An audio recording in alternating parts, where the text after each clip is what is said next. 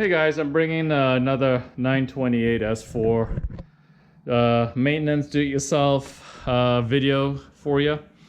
I was getting ready to take my 928 off the jack stands, fired up the car, came to life, no problem, and looked at the oil pressure gauge and it's sitting on 0. No life whatsoever, all the other gauges work fine. So I was thinking either I have a wiring problem or I have a problem with the sender. So going through a process of elimination, I was like, let's check the wiring. So got under the car and located the sender, which is right next to the oil filter. Pretty easy. You can see it right there. The two terminals are right there pointing down. And the wiring, the original wiring looked quite suspect. It's right here, only a few strands holding on the eyelet. So I cut them off and crimped on some new eyelets, as you can see here, and that didn't change anything. So I said, well, time to check the wiring and the continuity. So there's a few ways to check continuity. The way that I like is I like putting 12 volts on the wires, so that way it's easy. So what I did here, it's simple. Just I have a little tiny Odyssey PC680 battery here that I always use for jobs like this. I always keep it charged and on the bench. And I've just temporarily connected it to these two wires that connect to the oil pressure sender. So I've got 12 volts going to both wires. So I've got 12 volts there. So if you go to the 14-pin connector, which is right here by the on the inside fender, on this car, you have to actually pry it off the mount here, right there. Pry it off this guy carefully. Make sure the battery's disconnected, by the way, guys, too. And be careful because some of these wires can sometimes be brittle and a bit frayed. So be careful when you're handling this. But on my car, I have the wiring diagram right here in front of me, and it's pretty clear.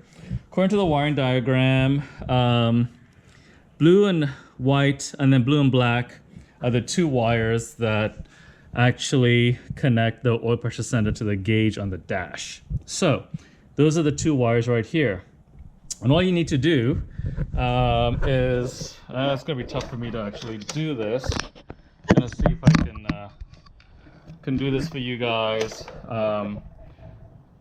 while trying to balance my GoPro. But here's my voltmeter, and I'm going to just test the wiring, and I should get 11-12 volts on my voltmeter because I got it connected under the car to my little Odyssey battery. So here we go. Let's see. Sorry if the camera's jerky.